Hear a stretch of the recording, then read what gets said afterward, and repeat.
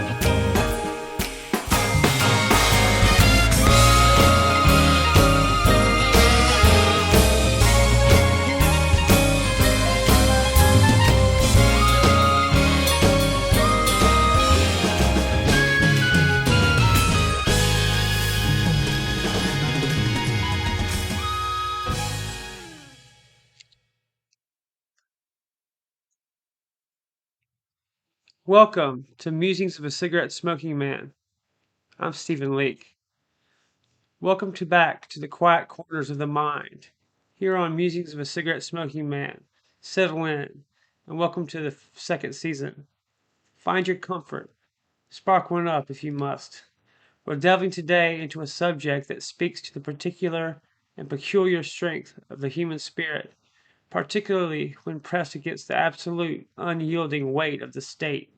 We're talking about truth and lies, and the extraordinary individuals who choose to articulate the former in the face of the latter. Today, we begin to explore the life and work of Alexandr Solzhenitsyn. Solzhenitsyn, the name itself carries a certain weight, doesn't it? A sort of gravitas, etched into the granite of the 20th century. He was, by any measure, a phenomenon. A writer, yes, a former soldier, a prisoner, perhaps most significantly, a dissident. Born in 1918, just a year after the Bolshevik Revolution swept Russia into a new, brutal age, Solzhenitsyn's life was inextricably bound to the Soviet experiment and ultimately to its undoing, at least ideologically. He wasn't born a dissident. Few are. Dissidence is often forged in the fires of experience, hammered out on the anvil of injustice. Solzhenitsyn served bravely in the Red Army during World War II, reaching the rank of captain. But even amidst the patriotic fervor, his private correspondence revealed thoughts, critical thoughts, unapproved thoughts about Stalin and the regime. In February 1945, while still on the front lines in East Prussia, he was arrested by the Smerch counterintelligence agency. His crime? Daring to express, in private letters to a friend, veiled criticisms of Stalin's conduct of the war and the regime's totalitarian nature. Think about that for a moment. Letters, words on paper, exchanged between two people, enough to shatter a life. His sentence was 8 years in the Gulag, the sprawling, brutal network of Soviet forced labor camps. This was followed by an internal exile. It was within this harrowing system, this archipelago of suffering, that Solzhenitsyn's perspective was forged. His resolve hardened, and the seeds of his most powerful writings were sown. He wasn't just a witness, he was a participant in the state's cruelty, a victim of its paranoia. So, who or what is a dissident writer? It's a title earned, not given. It's more than just disagreeing with the government.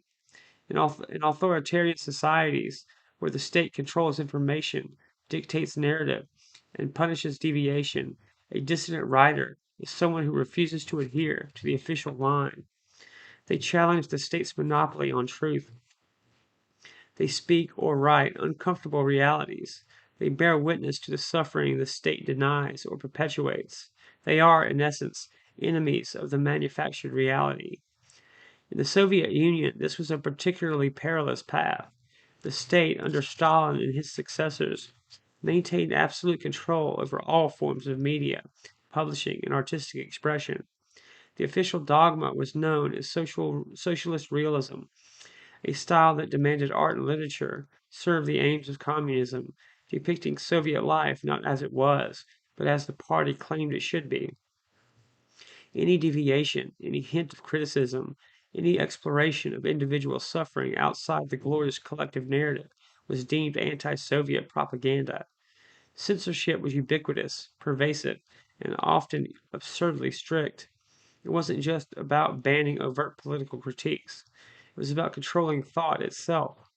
Writers had to navigate a labyrinth of prohibitions, constantly aware that a single wrong word, a misplaced comma even, could lead to backlisting, loss of livelihood, or worse.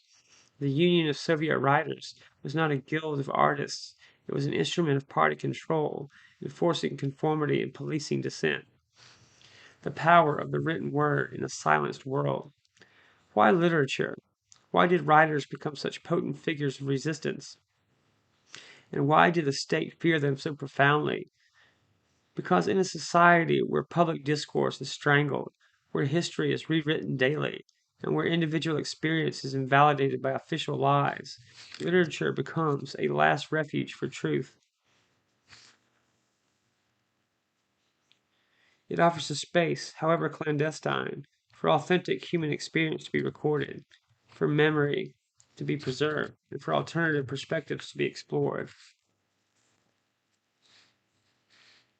Think of it, when newspapers are mouthpieces, when radio is propaganda, when history books are fabrications, where do people turn for a sense of reality? Often it's to smuggled transcripts and manuscripts, to whispered poems, to stories passed hand to hand. Literature in such contexts ceases to be mere entertainment or intellectual exercise. It becomes vital. It becomes a lifeline. It validates the experiences of those the state wants to erase. Dissident writers like Solzhenitsyn understood this. They wrote not for fame or fortune, though those things sometimes followed, often posthumously or in exile. They wrote because they felt compelled. They wrote because the truth, in their view, demanded to be told, even at immense personal cost. They wrote to bear witness, to remember, to defy the enforced amnesia of the state. Solzhenitsyn's experiences in the Gulag provided him with a wealth of material, but more importantly, with an unshakable moral authority. He had lived through the system's core mechanism of control and punishment. When he wrote about the camps, he wasn't speculating. He was recounting brutal lived reality. His most famous work, One Day in the Life of Ivan Dissident, published initially in 1962 during Khrushchev's brief thaw, offered the Soviet public its first unvarnished glimpse into the Gulag from the perspective of an ordinary prisoner. The impact was seismic.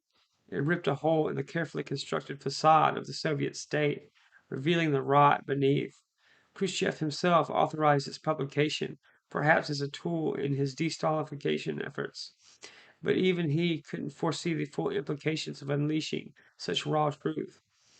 Ivan Dezinovich was just the beginning. Solzhenitsyn continued to write, often in secret, storing manuscripts, trusting friends to hide them. His work became part of the underground network of self-publishing and distribution of censored materials in the Soviet Union. Copies were typed, retyped, carbon copied, and passed from person to person, a silent chain of defiance circulating forbidden ideas. Later, his works were smuggled abroad and published in the West, a phenomenon known as Tamizdat, publishing there. These foreign publications then often found their way back into Soviet Union, creating a feedback loop of forbidden knowledge. The act of writing itself became an act of resistance. Every word put down was a refusal to be silenced. Every page hidden was a small victory against totalitarian control. For Solzhenitsyn and others like him, the pen truly was a weapon, perhaps not against tanks or armies, but against a more insidious enemy, the lie. They aimed to dismantle the lies the state told about itself, about its history, and about its people.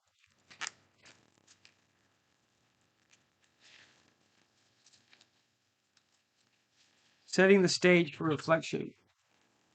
As we embark on this journey through Solzhenitsyn's life and works, I want to invite you to consider the profound courage it took to be a writer in such a world. We live, for the most part, in societies where expressing dissent, however unpopular, is largely permissible, protected by law. We can publish articles, write books, criticize leaders, protest policies. It's easy to take this for granted. But imagine a world where every keystroke could be monitored, every conversation overheard, every written word a potential indictment. Solzhenitsyn's story focuses and forces us to confront fundamental questions about freedom, truth, and the individual's responsibility in the face of tyranny. What is the moral obligation of the artist, the writer, the thinker, when their society is built on falsehoods? How does one preserve one's integrity when surrounded by pressure to conform? What is the true cost of silence? We will explore his major works, like the Gulag Archipelago, the monumental literary historical investigation that exposed the full horror of the Soviet camp system to the world, a work so devastating in its detail and scope that it shook the foundations of Western communist parties and intellectual sympathy for the Soviet regime. We will look at Cancer Ward and First Circle, novels drawn from his own experiences that offer searing critiques of Soviet society and the lives of those trapped within it. His journey was not a simple linear progression. He was persecuted, expelled from the Writers' Union, awarded the Nobel Prize in Literature in 1970, which he initially didn't travel to Stockholm to accept for fear of not being allowed back, and finally, in 1974, arrested, stripped of his Soviet citizenship, and deported. Exile did not silence him, though. His views and later works in the West became controversial in different ways. His legacy is complex and debated, but what is undeniable is his pivotal role in tearing down the wall of lies that surrounded the Soviet state. Piece by piece, with the sheer force of his prose and his personal testimony, he was a man who saw unspeakable evil and chose to write about it, not just as a historian or a journalist, but as an artist, imbuing the facts with the weight of human suffering and the clarity of moral judgment. So let the contemplation begin. The air is still, the light is low, and the echoes of a voice from a time of repression challenge us to remember the power of a single truth, bravely spoken, or in Solzhenitsyn's case, courageously written. The life and works of Alexandr Solzhenitsyn. We touch briefly on the outline of the man's journey in our introduction, from decorated soldier to state enemy in the blink of an eye. His life was a brutal, hands-on education in the true nature of the Soviet system. But let's dig a little deeper into that trajectory, because understanding the crucible in which he was forged is essential to understanding the fire of his writing. From front line to Gulag Island, Alexander Ivanovich Solzhenitsyn was born in Klusatovsk, Russia, in 1918. His father died before he was born, killed in action in World War I. His mother raised him in difficult circumstances after the revolution. He was a bright student, excelling in physics and mathematics at Rostov State University, while also studying literature by correspondence. He began writing stories and poetry early on, but the path of a writer under Stalin was fraught, requiring adherence to the party line, which even his youthful idealism must have struggled with on some level. Like many young men of his generation, he answered the call when Germany invaded in 1941. He served with distinction, rising to the rank of captain of artillery. He was a patriot, fighting for his country, but even war, with its life and death urgency, couldn't entirely suppress a mind trained to observe and critique. It was during his time on the front that he exchanged those fateful letters with a friend, Nikolai Vidikovich, and they discussed the war, the future, and quietly, carefully inserted veiled criticisms of Stalin, whom they referred to by a pejorative nickname. Words, remember, just words on paper, exchanged between two trusted individuals. In February 1945, his military career ended abruptly. He was arrested, interrogated, and sentenced without trial to 8 years in the Gulag under Article 58 of the Soviet Penal Code, the catch-all article for counter-revolutionary activity. His specific charge was paragraph 10, anti-Soviet propaganda and agitation, and paragraph 11, organizational activity directed to the preparation or commission of counter-revolutionary crimes. End quote. His organization was a friendship. His propaganda was private correspondence. So began the long descent into the archipelago. From 1945 to 1953, Solzhenitsyn experienced the full spectrum of the Gulag. He was initially sent to a transitional camp, then to a series of forced labor camps. He worked in various capacities, from common laborer to eventually finding work in a special prison camp near Moscow. These Shashrakas were paradoxical institutions, research and development facilities staffed by imprisoned scientists, engineers, and intellectuals, exploiting their skills for state projects like military tech. It was a slightly less physically brutal environment, but one where the intellectual and moral compromises were perhaps even more acute. His experience in the camps were horrific, transformative. He saw human depravity, resilience, despair, and unexpected flashes of grace. He witnessed the systematic dehumanization, the crushing labor, the starvation, the cold, the capricious cruelty of guards and criminals alike. He contracted cancer during this period, a tumor that required surgery and radiation treatment after his release, an experience he would later write about. These years weren't just a period of suffering, they were for him a profound education in the nature of totalitarian power and the human capacity to endure or collapse under it. They stripped away illusions. They revealed the stark truth of the state's relationship with its citizens. It was here, in the depths of the Gulag, that the voice of the future witness was forged. After serving his full 8 year sentence, Solzhenitsyn was not freed, but sent to an internal exile in Kokteret, Kazakhstan in 1953. Stalin died shortly after his arrival in exile, marking the beginning of a slow, uncertain thaw.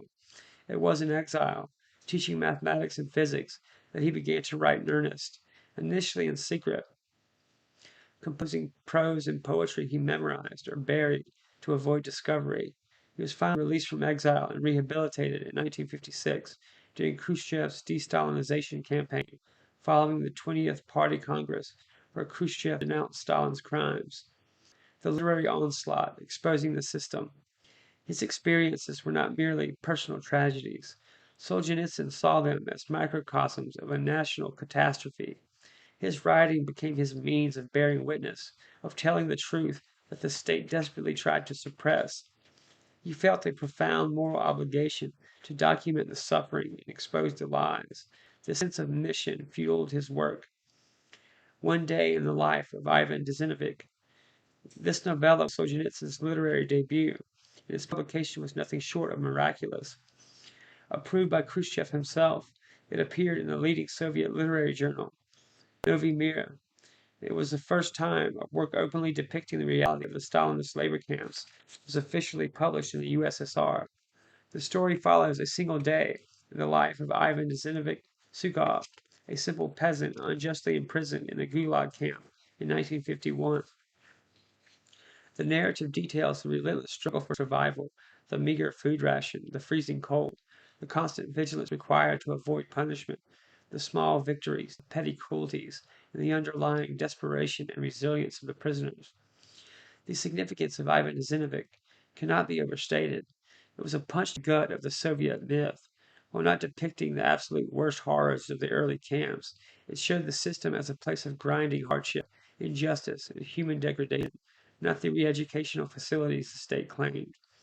For millions of Soviet citizens who knew people who had vanished into the camps, or perhaps suspected the truth, it was a validation of their fears. For those who had managed to believe the propaganda, it was a shocking revelation. It generated immense discussion and controversy, both within the USSR and internationally. It immediately established Solzhenitsyn as a major literary voice and figure of immense moral authority. It was a calculated risk by Khrushchev, intended to buttress his anti-Stalin campaign, but the Pandora's box was open. Once the reality of the Gulag began to enter public consciousness, it was impossible to fully close it again. The Gulag Archipelago, published 1973 to 1975. This is Solzhenitsyn's magnum opus, a towering monument to the victims of Soviet repression, described by the author as a literary historical investigation. Rather than a straight historical account or novel, it is a monumental 3-volume, 7-part work detailing the history, structure, and operation of the Soviet forced labor camp system. It is based on Solzhenitsyn's own years in the camps, the testimony of over 200 fellow prisoners he interviewed or corresponded with, and his extensive research into the history of repression from the Bolshevik Revolution onwards.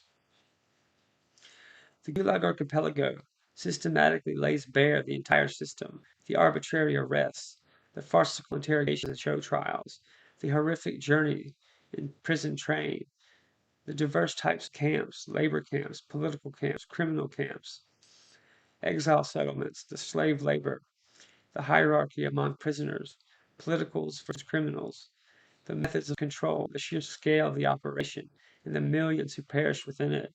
Solzhenitsyn argues that the Gulag was not a perversion of the Soviet system, but an intrinsic and essential part of it, a tool of the state, control, and social engineering used from the very beginning of Bolshevik rule.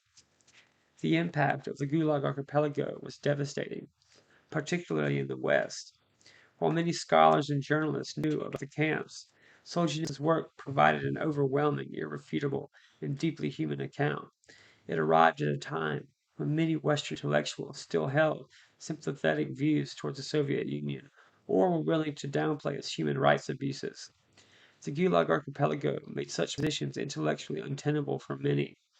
It provided the definitive comprehensive indictment of the Soviet state's systematic use of terror and imprisonment against its own people. Its location in the West in the early 1970s was a major factor in changing global perceptions of the USSR and contributing significantly to the decline of communist ideology's appeal outside the Eastern Bloc. Creating this work was incredibly dangerous. Solzhenitsyn wrote it in secret over many years, hiding manuscripts, entrusting parts to friends who risked their lives to safeguard them.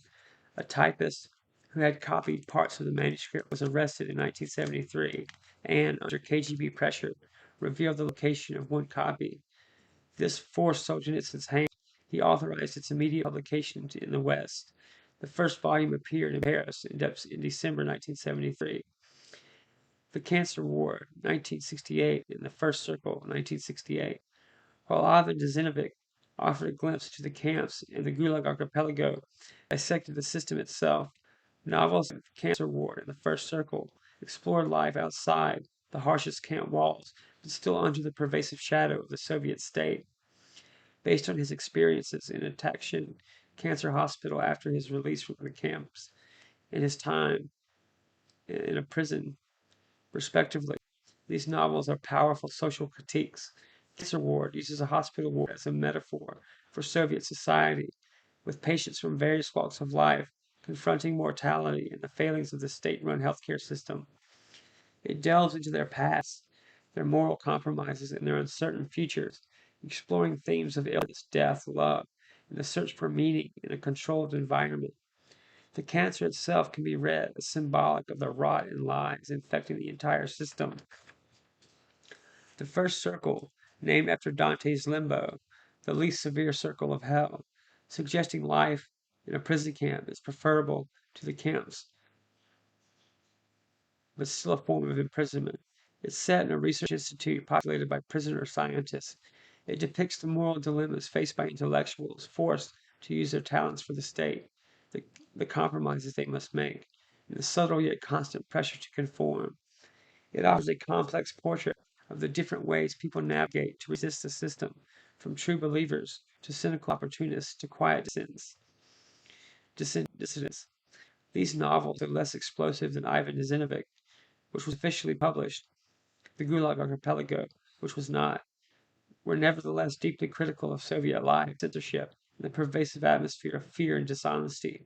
They circulated widely in Samizdat before being published abroad, further solidifying Solzhenitsyn's reputation as a fearless truth teller.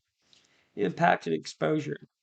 Solzhenitsyn's works collectively achieved what decades of Western propaganda and academic analysis have struggled to do. They brought the lived reality of Soviet totalitarianism to sharp, undeniable focus for a global audience. His writing wasn't just political commentary, it was literature of immense power, grounded in personal suffering and a profound understanding of the human condition. He didn't just provide facts and figures, he told stories of individuals, making the abstract concept of repression terrifyingly concrete. Within the USSR, even after Ivan Dezinovich was suppressed, his other works circulating via Samizdat and Tamizdat were a vital source of alternative information and moral support for the burgeoning dissident movement. His courage inspired others.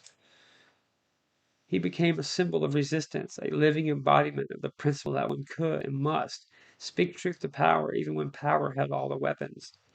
Globally, his works, particularly the Gulag Archipelago, had a profound impact on intellectual and political discourse. They significantly eroded the credibility of the Soviet Union and its apologists. For many, they confirmed the darkest suspicions about the nature of the communist state. They forced a reckoning, particularly among those in the West who had perhaps been too willing to overlook or rationalize the Soviet regime's crimes. The Nobel Prize in Literature he received in 1970 was not just for literary merit, but clearly also a recognition of his moral courage and global significance of his testimony. His life became a relentless struggle against the state that sought to silence him. Expelled from the Writers' Union in 1969, constantly harassed by the KGB, he refused to be broken. The publication of the Gulag Archipelago abroad sealed his fate in his homeland. In February 1974, he was arrested, charged with treason, stripped of his citizenship, and forcibly deported from the Soviet Union. Flown against his will to West Germany, he would spend the next 2 decades in exile, first in Europe and then in the United States, continuing to write and speak about the dangers of communism and the moral decay he saw in both the East and West. His life story, interwoven with the fabric of his extraordinary works, stands as a testament to the enduring power of literature to challenge tyranny and illuminate truth. The role of the dissident writer in Soviet society. All right, let's turn the page. We've introduced Solzhenitsyn, the man forged in the fire of the Gulag. But he wasn't an anomaly. He was perhaps the most famous, the most impactful. But he was part of a constellation of individuals who, through their art, their words, refused to submit to the state's narrative. We need to understand the environment in which these voices emerged, the immense pressures they faced, the unique role they played in a society built on control and concealment. In the Soviet Union, the writer was never just an artist. From the very beginning, the Bolshevik regime understood the power of ideas, the power of narrative. They sought to harness it entirely. Literature, like all art forms, was expected to serve the state, to build communism, to depict a glorious future, or at least a heroic present. This was the essence of socialist realism, not merely an artistic style, but a political directive. Any writing that deviated, questioned, that focused on the individual's suffering rather than the collective triumph was not just bad art, it was politically dangerous. The state didn't just want compliance, it demanded active participation in the lie. Writers were members of the Union of Soviet Writers, a powerful organization that controlled publishing, grants, housing, and travel. It was, in effect, an arm of the party, tasked with ensuring ideological purity among its members. Deviation can mean loss of livelihood, expulsion from the union, and immediate descent to a world of suspicion and surveillance. Imagine your entire profession being controlled by the secret police. That was the reality. Mechanisms of control, censorship, surveillance, punishment. The machinery of control was intricate and pervasive. At the forefront was official censorship, managed by a body called Gavlet. Every book, every article, every play, every poem had to approve before publication or performance.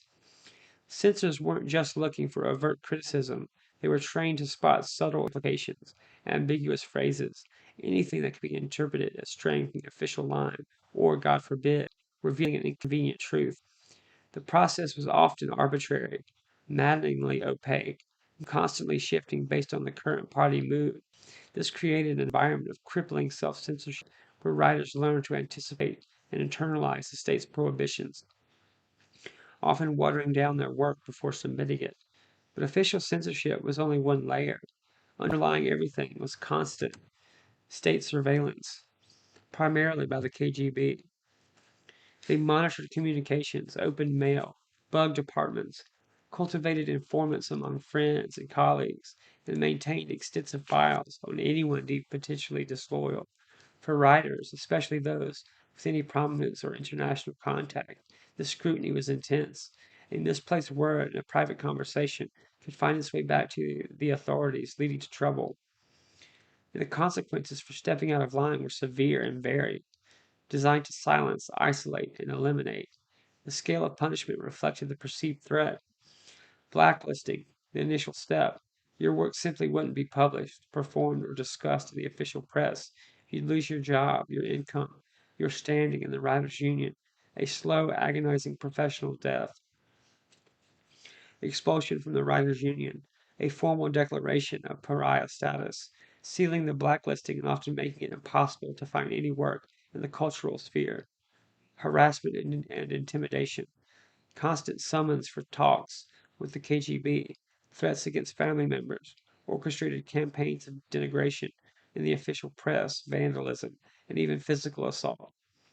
Forced psychiatric treatment, a particularly cruel tactic used against dissidents, including writers. Declaring them mentally ill for opposing the state was a way to delegitimize their views and confine them indefinitely in brutal psychiatric hospitals, often drugged and mistreated. Imprisonment in the Gulag, the fate of Solzhenitsyn and countless others, arrests, sham trials, and sentencing to forced labor camps. The duration could be years, conditions horrific, designed to break the spirit and often the body. For many, it was a death sentence by slow starvation, exhaustion, or disease. Internal exile. After serving a sentence or as an alternative punishment, dissidents could be banished to remote parts of the country, cut off from their support networks or cultural life. Solzhenitsyn experienced this after the Gulag term. Forcible exile abroad, stripping individuals of citizenship and deporting them. This was the fate of Solzhenitsyn in 1974 and many others, including Joseph Brodsky. It removed them from the domestic scene, but often amplified their international voice. Execution, though less common for writers in the post-Stalin era than during the purges of the 1930s. The threat was always present. Dissidents were aware that their lives were at risk. These risks weren't just theoretical, they were the lived realities for writers like Solzhenitsyn, Varlam Sharlamov, author of the harrowing Kolyma Tales, based on his 2 decades in the Gulag, Andrei Sinyavsky, and Yuli Daniel, who were given show trials and Gulag sentences for publishing anti-Soviet fiction abroad under pseudonyms in the mid-1960s, and poets like Anna Amatova and Osip Mandelstam, who suffered immense repression during the Stalin era, with Mandelstam dying in a transit camp. These were individuals who chose truth or artistic integrity over safety and comfort, often paying an unbearable price. Circulating the forbidden, samizdat and tamizdat. How then did forbidden writing find readers? This was where the ingenuity and courage of ordinary citizens came into play, creating parallel systems of circulation known as samizdat and tamizdat. Samizdat translate roughly as self-publishing. Since official presses were closed to dissenting voices, manuscripts were typed, retyped, carbon copied, often only legible through the first few copies, handwritten and passed from person to person. A single manuscript might be read by dozens, even hundreds, before it deteriorated or was confiscated. It wasn't just literary work. Samizdat included human rights reports, political essays, underground journals, religious texts, and even translations of foreign works. It was a slow, laborious, dangerous process, but it created an alternative information ecosystem, a vital intellectual and moral lifeline for those who rejected the state's lies. Samizdat was more than just a distribution method. It was a form of collective resistance. The act of copying, passing, and reading these forbidden texts created a community, a network of trust and shared risk. Solzhenitsyn's works, including parts of the Gulag Archipelago and novels like Cancer Ward and The First Circle, circulated widely in Samizdat for years before finding their way abroad. This underground circulation within the Soviet Union ensured that a core group of citizens knew the truth, even if official media ignored it. Tamizdat means publishing there, referring to the West. Manuscripts smuggled out of the Soviet Union were published by foreign presses. This was also a risky undertaking. Getting a manuscript out required trusting contacts, often foreigners, journalists, diplomats, academics, or defectors. Publication abroad immediately alerted the KGB to the existence of the work and its author, escalating the danger for the writer and anyone involved in getting the manuscript out or circulating it internally. But Tamizdat publication had immense power. It broke the state's monopoly on information. Works like the Gulag Archipelago, once published in the West, were broadcast back into the Soviet Union via foreign radio stations like Radio Liberty and Dutch Well. Though listening was risky and jamming frequent, this allowed Soviet citizens access to the works that exposed the regime's crimes on an international stage and often provided details about events or individuals that were suppressed domestically. Tamizdat created a crucial feedback loop, amplifying the voices of dissidents and making it harder for the state to simply make them disappear. Motivations, legacy, and impact. Given the extraordinary risks, what motivated these writers? It wasn't financial gain or popular acclaim within their homeland. These motivations were deeply moral and ethical. For Solzhenitsyn and others, it was a profound sense of responsibility to bear witness. Having experienced or seen the suffering inflicted by the state, they felt a moral imperative to record it, to remember the victims, and to prevent the truth from being erased by state propaganda. They saw writing as a duty, a struggle against the enforced amnesia and historical revisionism of the regime. Another key motivation was the preservation of truth itself. In a system built on lies, articulating even a small truth felt like a powerful act of defiance. They believed that by speaking the truth about the past and the present, they could undermine the foundations of the totalitarian state. It was a belief in the eventual triumph of truth, however long it took. For many, it was also about retaining personal integrity and dignity. To remain silent for them was to become complicit in the regime's crimes. Writing, even in secret, was a way of preserving one's inner freedom when physical freedom was denied. It was an assertion of individual conscience against the demands of the collective and state. The cultural impact within the Soviet Union was significant, albeit difficult to measure precisely. Samizdat works were passed among intellectuals, students, and anyone disillusioned with the official ideology. They provided alternative perspectives, historical accuracy where official history lied, and a sense that one was not alone in their dissent. This underground culture fostered critical thinking and helped sustain a sense of identity outside the state's control. Dissident writers became a moral authority, figures looked up to for their courage and unwavering commitment to truth. Internationally, the impact was arguably even more profound and tangible. Works like the Gulag Archipelago fundamentally altered global perceptions of the Soviet Union. They provided undeniable evidence of the regime's brutality and totalitarian nature, making it much harder for Western intellectuals and political figures to ignore or rationalize the human cost of communism. Solzhenitsyn's work, in particular, contributed significantly to the erosion of intellectual sympathy for the Soviet system in the West and armed anti-communist movements and policymakers with powerful moral arguments. The legacy of Soviet dissident writers is immense. They demonstrated the enduring power of the written word as a tool for resistance and truth-telling, even under the most extreme conditions. They left behind a body of literature that serves not only as a historical record of a dark era, but also as a universal testament to the human capacity for courage, resilience, and moral clarity in the face of tyranny. Their struggle highlights the crucial role of a free press and uncensored artistic expression in any healthy society. They remind us that sometimes the most powerful weapon against a wall of lies is a single bravely spoken truth. Musings, reflections on freedom, courage, and the power of words. The ash settles softly in the ashtray. A slow, deliberate curl of smoke traces ephemeral patterns in the air, soon to dissipate, leaving no trace. Like so many things, isn't it? Moments, words, lives, sometimes snuffed out, leaving only an echo in the memory, if even that.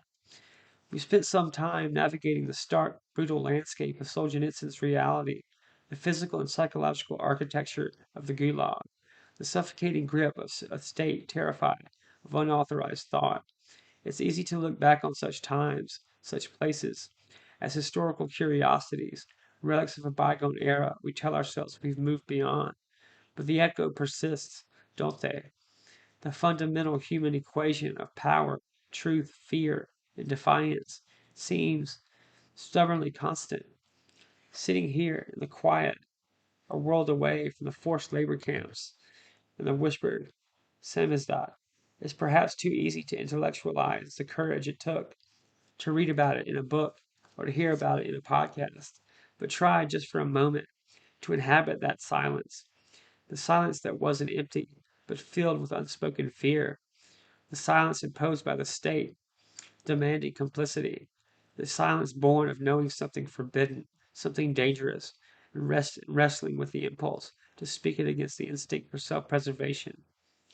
The weight of knowing, truth as a burden. Solzhenitsyn carried a heavy burden, the truth of the Gulag, not just the truth of his own suffering, but the collective systematized suffering of millions. Imagine living with that knowledge, that memory, in a society that actively denied it, erased it, punished anyone who dared whisper its name. The state built a towering edifice of lies, polished and presented as absolute reality. To see through that lie, to know the crumbling foundation beneath the shiny facade, was itself a dangerous act, and to feel compelled to articulate that knowledge, that required a different order of strength. We talk about speaking truth to power rather casually these days. It's become a slogan, a comfortable idea. But in a place and time like the Soviet Union, power didn't just issue reprimands or ignore you. They crushed you. They made you disappear. They broke your body. They tried to break your spirit. Truth wasn't just a different perspective. It was sedition. And the act of writing, preserving that truth, of giving it form and substance, was an act of war against the state that controlled the very definition of reality. Consider the physical act, writing in secret on scraps of paper, burying manuscripts, memorizing entire passages to protect them from discovery. It wasn't romantic, it was painstaking, nerve-wracking labor, carried out in the shadows of constant surveillance. Every sentence was a risk, every page a potential indictment. This wasn't writing for publication in the conventional sense. It was writing for preservation, for memory, for the slim hope that someday someone somewhere would read it and know. It was an act of faith in the eventual triumph of reality over forced illusion. The paradox is stark. The state's immense power was, in part, built on its ability to control narrative, to lie convincingly and universally. Yet a single individual, armed with nothing but memory, integrity, and a pen, could pose a genuine threat to that power structure, simply by refusing to participate in the lie. Solzhenitsyn's writings, particularly the Gulag Archipelago, were not just books, they were detonations. They exploded the state's narrative from within, not with bombs, but with facts, with testimony, with the undeniable weight of human experience. Loneliness in the inner citadel. Being a dissident, particularly in a totalitarian regime, is an inherently lonely path. You are often isolated, cut off from friends who fear association, shunned by institutions, living in perpetual suspicion. The state works not just to punish, but to isolate, to make the individual feel utterly alone against the monolithic power of the collective. Solzhenitsyn experienced this acutely, both within the camps and later under surveillance and in exile. The courage required isn't just the bravery to face physical threats, though that is immense. It's the courage to withstand isolation, to trust your own judgment when the entire world around you insists you are wrong or mad or an enemy. It's the courage to maintain your moral compass when compromise seems the only rational path to survival. Solzhenitsyn, in his writing and in his life, often spoke about the importance of not participating in the lie, even in small ways. This refusal to compromise, to bend to the prevailing falsehood, was a source of inner strength, but also a barrier between him and those who found ways to accommodate themselves to the system. This brings us to the concept of the inner citadel, that space within the individual mind and spirit that remains free, even when the body is imprisoned. For Solzhenitsyn, writing became the construction of this citadel. While physically confined, his mind was traveling across the vast archipelago of the Gulag, gathering stories, assembling facts, building his monumental testament to suffering and resistance. This inner work was a form of freedom the state could not entirely confiscate, though they tried desperately. But maintaining that inner freedom came at a cost. It required a fierce, sometimes unforgiving, commitment to principle. It meant seeing the moral compromises others made and judging them, perhaps silently, perhaps openly. This judgment, born of his own unwavering stance, sometimes made him a difficult, even prickly figure.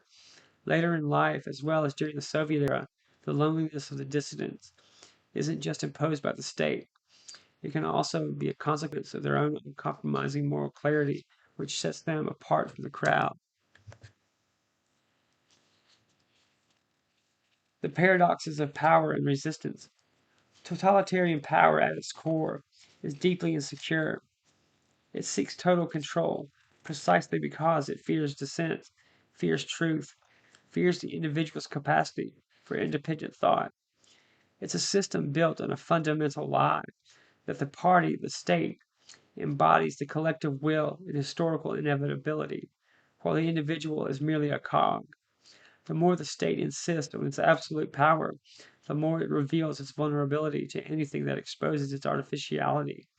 A single book, a single voice, can become a focal point for resistance, not because it has physical power, but because it speaks to a reality the state denies. Resonating with the unarticulated experiences and frustrations of the population, consider the Soviet state's reaction to Solzhenitsyn. After the brief, ill-fated official publication of Ivan Dezinovich, they recognized the danger. They moved to suppress him, expel him, harass him, eventually deport him. Why devote such immense resources to the KGB, the propaganda apparatus, to silencing one writer? Because they understood the potential power of his words. They knew that if his truth took root, it could dismantle their carefully constructed world.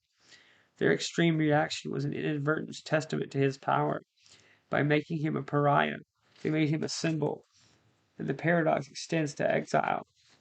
They expelled him to silence him domestically, to remove him from the Soviet scene, but by doing so, they catapulted him onto the world stage.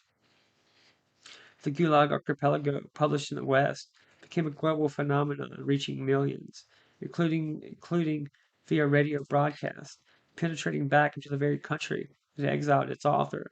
His voice, though removed geographically, became louder, amplified by the international reaction and the clear injustice of his testament. Treatment.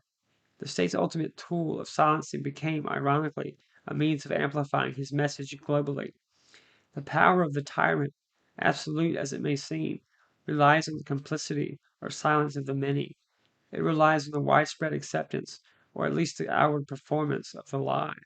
The resistance of the dissident, conversely, relies on the quiet recognition of the truth by the few, which can eventually spread. It's a battle fought not with armies, but in the hearts and minds of individuals. Solzhenitsyn's victory, if one can call it that, wasn't achieved through political maneuvering or armed struggle, but through the unwavering assertion of reality, documented and presented with undeniable moral force. Reflecting on our own freedoms, this contemplation of Solzhenitsyn's struggle inevitably turns the lens back upon ourselves. We who live in societies where freedom of expression is, for the most part, taken for granted. We can write, publish, speak, protest, criticize our leaders, mock our institutions, often with little fear of state reprisal, certainly not imprisonment or exile. Does this freedom, so hard won and absent in Solzhenitsyn's world, diminish the importance of truth telling? Or does it increase our responsibility? When the state doesn't force us into silence, what explains our own? Why do we self censor? Why do we sometimes choose comfortable narratives over uncomfortable truths? Why do we occasionally find ourselves participating, however passively, in smaller, softer lies? Not lies of the scale of the gulag, perhaps, but lies nonetheless. In our public discourse, in our understanding of history, in our interactions with each other. Solzhenitsyn's life is a potent reminder that freedom is not merely the absence of state oppression, it is also an internal state, a willingness to see clearly, to think independently, and to speak honestly. Even when it is difficult or unpopular, it is a constant negotiation between the desire for comfort and conformity and the imperative of integrity and truth. His story challenges us to consider what we would do if our freedoms were curtailed, but it also subtly asks, what are we doing with the freedoms we already possess? Are we using our voices, our platforms, however small, to push back against falsehoods, to highlight injustice, to preserve inconvenient truths? Or are we allowing the noise of the modern world, the distractions, the pressures to conform, to achieve a different kind of silence? A silence born not of state terror, but of apathy, comfort, or fear of social disapproval. The world is complex. The lines between truth and falsehood can be blurred by intention, by perspective, by the sheer volume of information. But Solzhenitsyn navigated a landscape where the lie was not subtle, it was foundational. His response was not complex, it was a radical commitment to reality. His work stands as a testament to the power of that commitment and a stark warning about the consequences when societies lose their grip on truth. His struggles against censorship, surveillance, imprisonment, exile underscore the value of the rights we often overlook. They were fighting for the right to publish a word, to tell a story, to remember a name, rights we exercise countless times a day without a second thought. His courage highlights the potential cost of these rights, and perhaps by contrast, the potential feebleness of our own engagement when the stakes seem lower. So the music continues, the smoke rises, twists, fades. The questions remain. What is the weight of the truth you carry? What is the cost of the silence you keep? What are you building in the quiet corners of your own mind that no external force can ever take away? Before we continue our exploration of Solzhenitsyn's indelible impact, let me draw your attention to something else that speaks to endurance, craft, and legacy, the timeless creation of Leek furniture makers. Leek's approach is a meditation in wood and craftsmanship. Each piece is not merely furniture, but a tale carved in grain, a legacy shaped by hands dedicated to quality and tradition. Just as Solzhenitsyn's writings carry the weight of history and human resilience, Leek's furniture embodies the spirit of lasting beauty, thoughtfully designed to become part of your life's narrative. With an unwavering commitment to artisanal detail, Leek transforms wood into sanctuary, spaces where ideas flourish and reflection deepens. Their collections blend enduring design with subtle elegance, inviting you to create rooms that nurture contemplation, creativity, and calm. It's furniture that doesn't simply fill a space, but enriches it, much like a great book enriches the mind. For those who appreciate the intersection of tradition and timelessness, Leek furniture makers offer more than just utility, they offer heritage. Visit their showroom or online today and discover how their pieces can turn your living space into a quiet refuge, an invitation to pause and ponder, much like our literary journey here.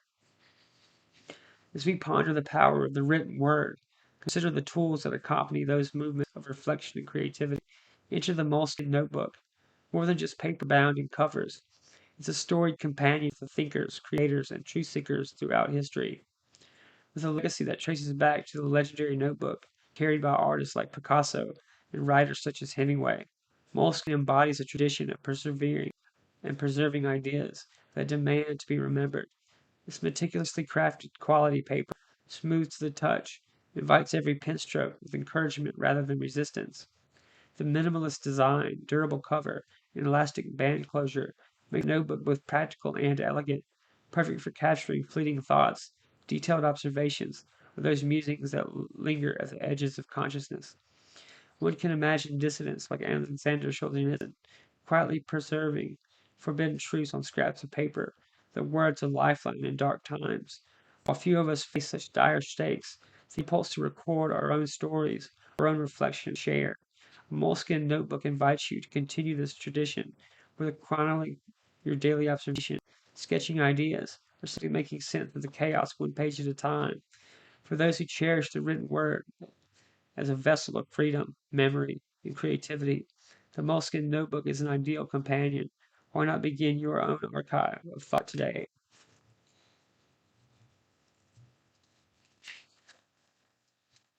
The ash continues to quiet its quiet descent.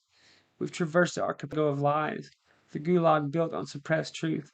We've witnessed the forced forging of a voice in that inferno. Now we turn our attention to the aftermath. The Soviet Union, that monolithic structure Solzhenitsyn did so much to expose, and some argue to help dismantle ideologically, finally crumbled. What becomes of the prophet when the temple he railed against collapses? What was Solzhenitsyn's role, his influence, his legacy, in the confusing, tumultuous years that followed? For 2 decades, from 1974 to 1994, Solzhenitsyn lived in exile, first briefly in Europe, then settling with his family in Cavendish, Vermont, a quiet, isolated corner of the United States. He remained prolific during this time, working tirelessly on his epic historical cycle, The Red Wheel, a multi-volume fictionalized account of the events leading up to and during the Russian Revolution.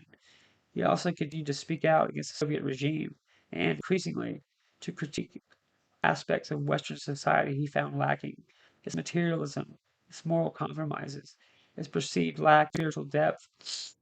While in exile, his status in the West was complex. He was initially hailed as a hero, a moral titan who stood against an evil empire. The Gulag Archipelago became essential reading for anyone wanting to understand the true nature of the Soviet state. But over time, his strong Russian nationalist views, his deep Orthodox Christian faith, and his sometimes harsh critiques of Western liberalism alienated some who had previously championed him. He was not interested to be a simple poster child for Western democracy. He was fundamentally Russian, deeply rooted in its history and culture, and a vision for its future was his own.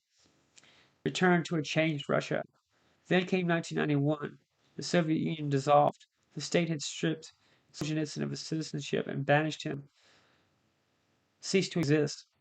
For years, there was a speculation about whether he would return. Could the great accuser of the Soviet system find a place in the new Russia? In 1994, he did. His return was itself a carefully orchestrated piece of symbolism. He chose not to fly directly to Moscow. Instead, he flew to Vladivostok in the Russian Far East. There, he embarked on a months-long journey across the vast Russian landscape by train, retracing in reverse the path taken by so many prisoners on their way to the Gulag camps in Siberia.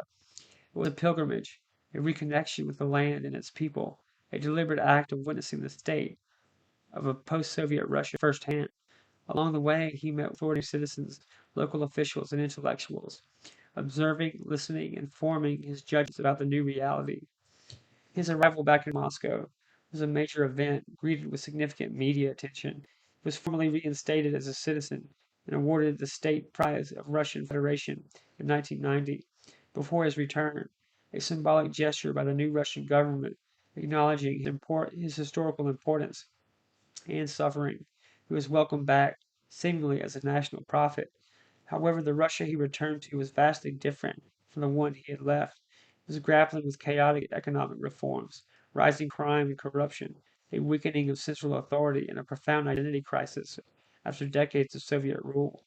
While his name was known, and his status as a symbol of anti Soviet resistance was acknowledged, the depth of his ideas, particularly his later ones, did not always resonate with the population focused on daily survival and navigating the new capitalist reality.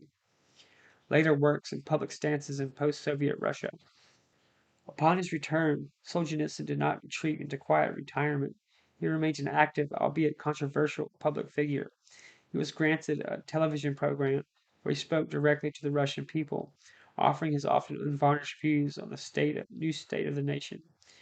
His major work from this period is a two-volume book, 200 Years Together, 2001, which examines the history of Jews in Russia and the Soviet Union since the late 18th century.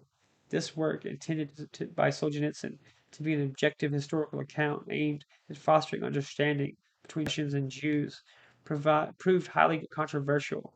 Critics accused him of downplaying or excusing Russian anti-Semitism and focusing disproportionately on the role of the Jews in revolutionary movements in the Soviet state apparatus.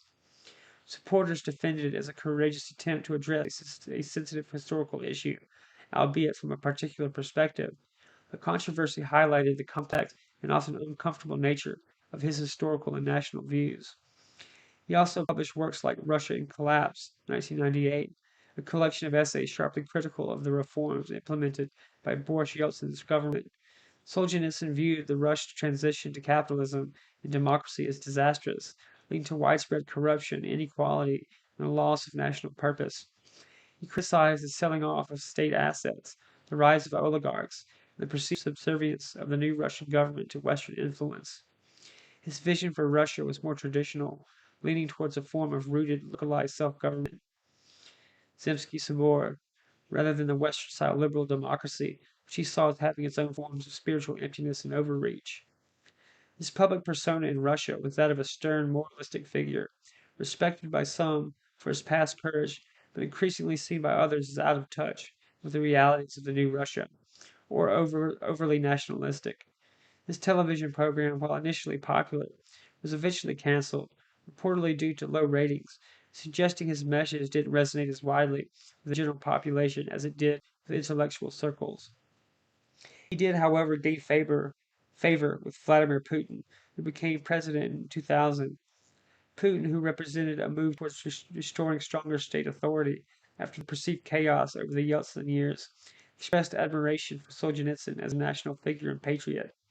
Solzhenitsyn, in turn, seemed to view Putin, initially at least, as potentially capable of restoring order and strength to Russia, though he did not shy away from criticizing certain government actions or policies when he felt it necessary. This relationship further complicated his image, particularly in the West, where Putin was viewed increasingly critically. Solzhenitsyn passed away in 2008 at the age of 89. His death was marked by national mourning in Russia, and he was buried with state honors, a final ironic twist for the man who had spent decades as the state's most prominent enemy. His journey had taken him from prisoner to exile to national icon, though the nature of that icon status remained contested. Controversies and complexity of that legacy. Assessing Solzhenitsyn's legacy requires confronting its complexities.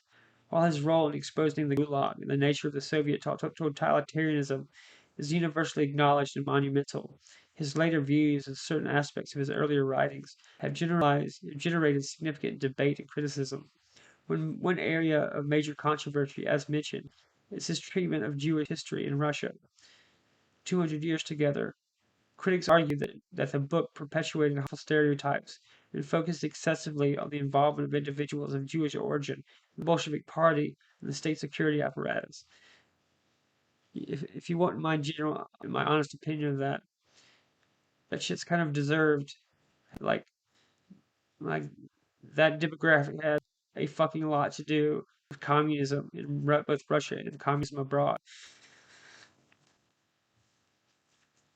Solzhenitsyn still matter today, beyond the historical context of the Soviet Union. Unequivocally, yes, his ideas continue to resonate globally, particularly in discussions about human rights, the nature of state power, and his essential role of literature and truth in confronting authoritarianism. His analysis of that gulag was not just about Soviet camps, it was a profound exploration of the mechanisms of totalitarian power, the deliberate destruction of the individual, the use of fear and lies to control populations, the creation of parallel realities, and the erosion of moral norms under systemic pressure. These themes are frighteningly relevant today, not just in countries with overtly authoritarian regimes, but also in more democratic societies grappling with the issues of state surveillance, the manipulation of information, the rise of populism, and the challenges to fundamental human rights. His insistence on the importance of not participating in lie is a powerful ethical principle that transcends the Soviet context. In an era of widespread disinformation, propaganda from states and non-state actors, and the blurring of lines between fact and opinion, Solzhenitsyn's call for individuals to maintain their integrity by refusing to echo falsehoods, however small, is a vital message. It's a call to personal responsibility in upholding truth, even when challenging dominant narratives is difficult or carries social, professional, or even physical risks.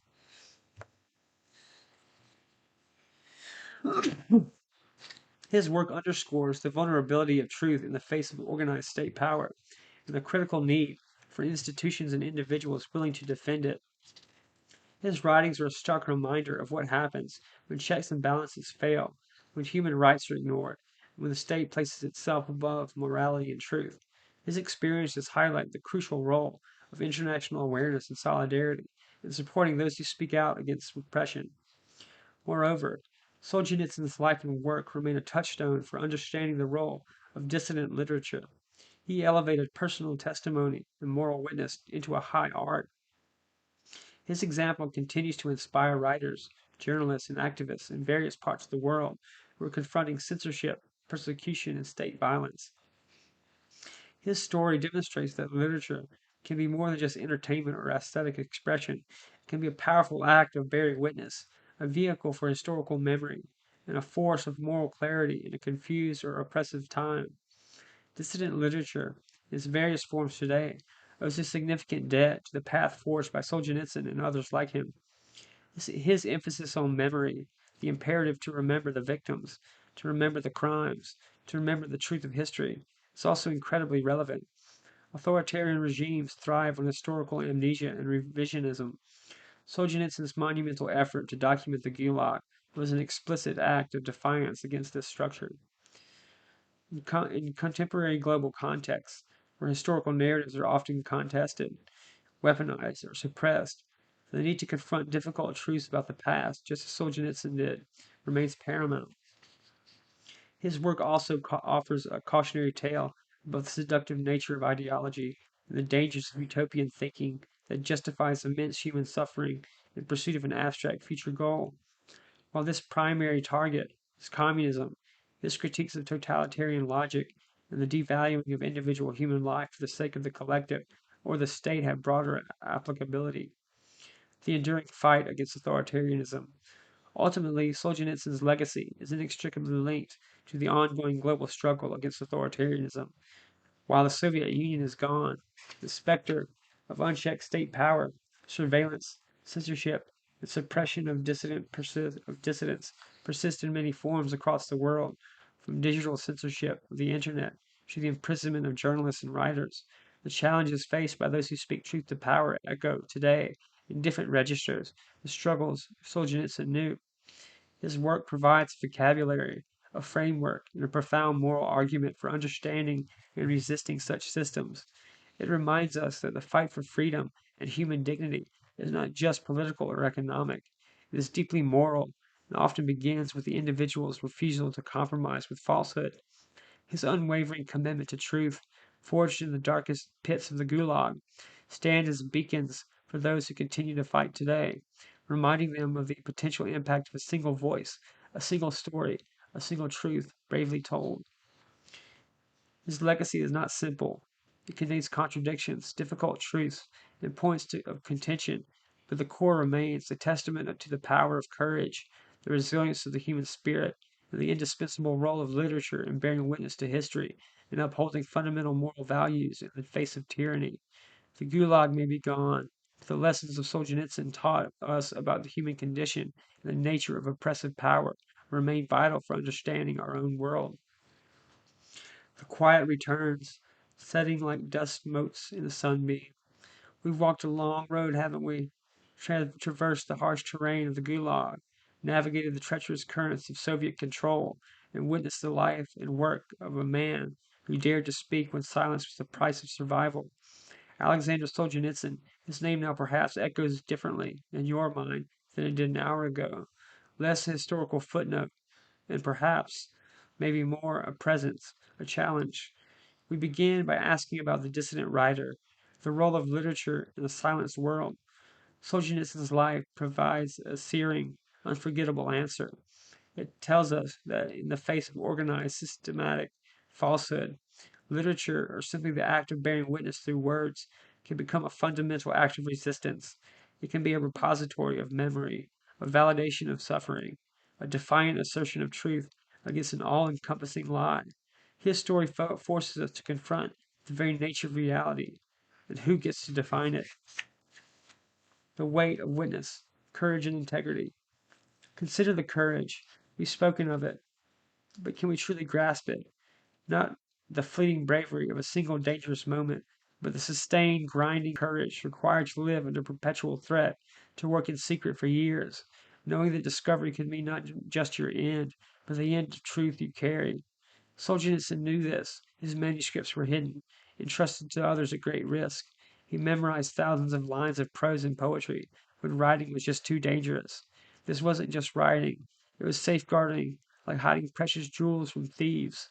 The courage was not only physical, though surviving the Gulag and enduring the KGB harassment demanded immense physical and mental fortitude. It was a profound moral courage, the courage to refuse to participate in the lie. Solzhenitsyn spoke about this as the most important stand an individual could take in a society where saying yes to falsehood, however small, smoothed the path. The refusal to lie, to echo propaganda, to deny what you knew to be true was revolutionary. It was a decision to preserve one's inner integrity, that inner citadel we discussed, even when the external world was entirely controlled by oppressive forces.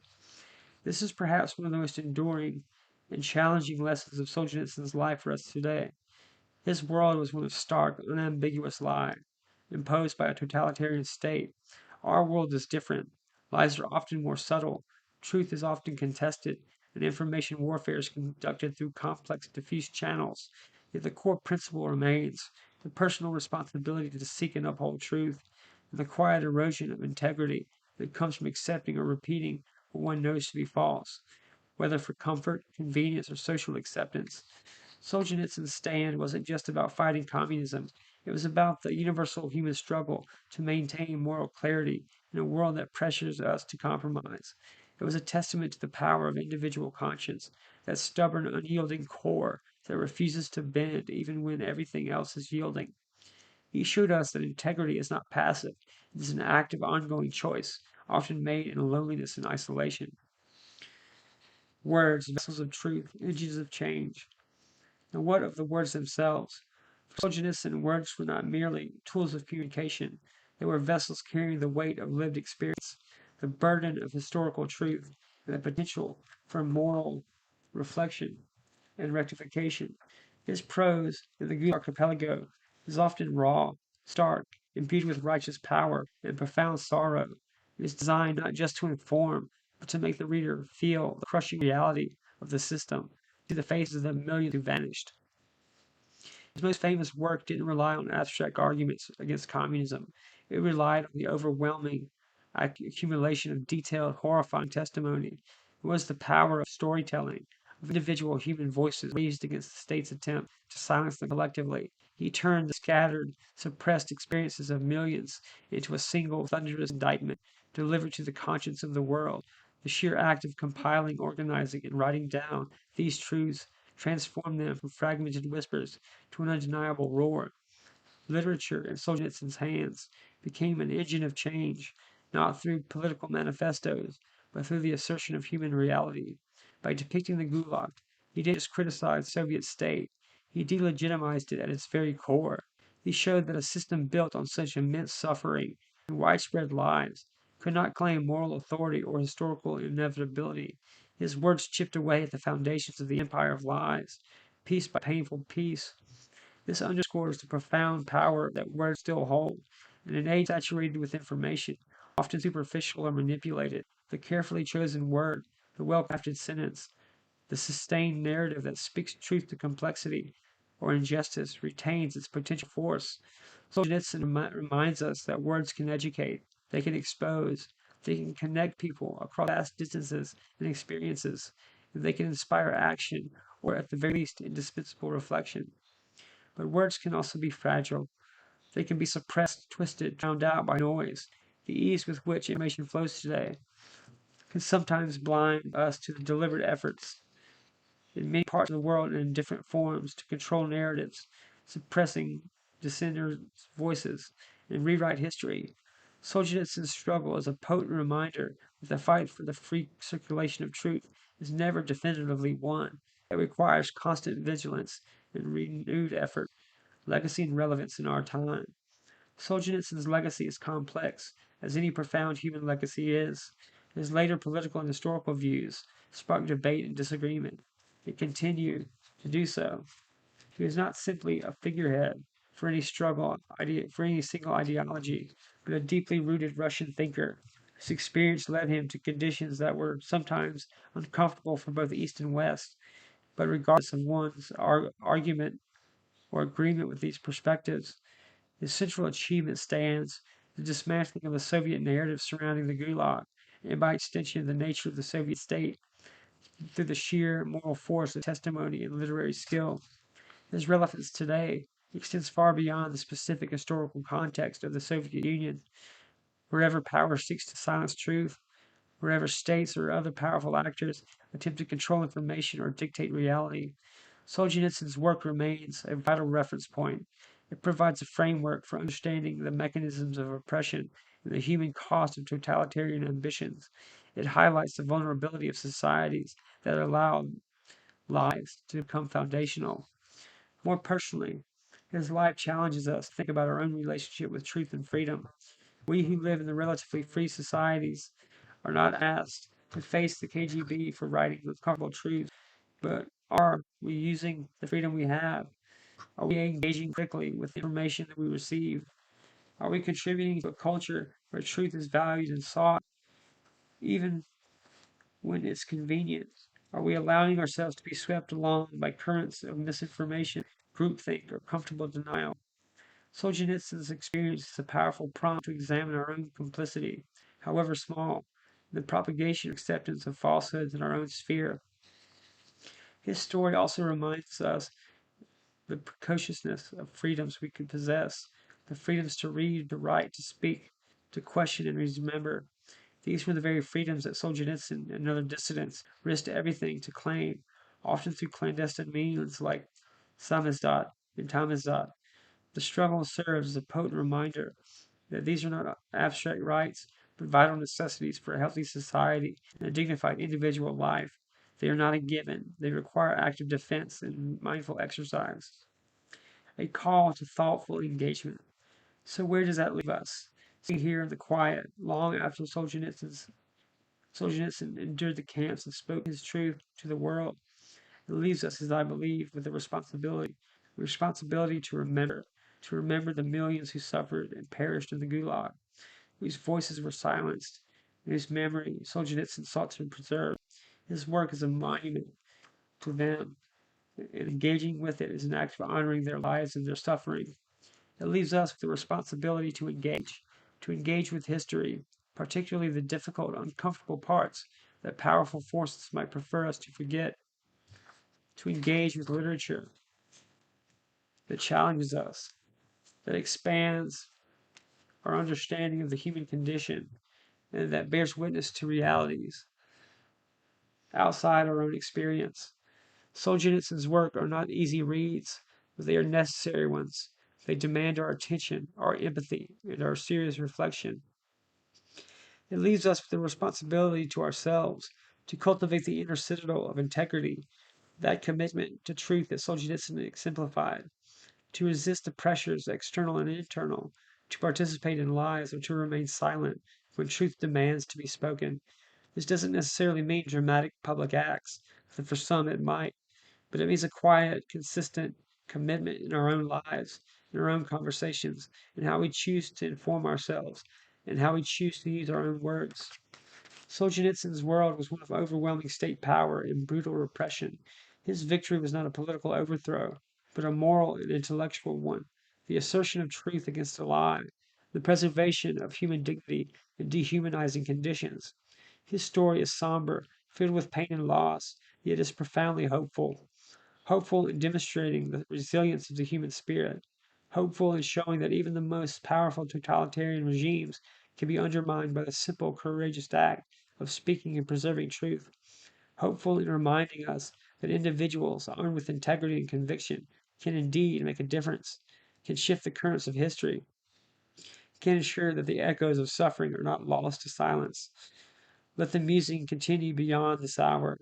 Let Solzhenitsyn's voice, echoing from the archipelago, serve not as a historical curiosity, but as a vital prompt for our own lives, a prompt to look closely, to think deeply, to speak honestly, and to cherish and defend the freedoms that make such truth-telling possible.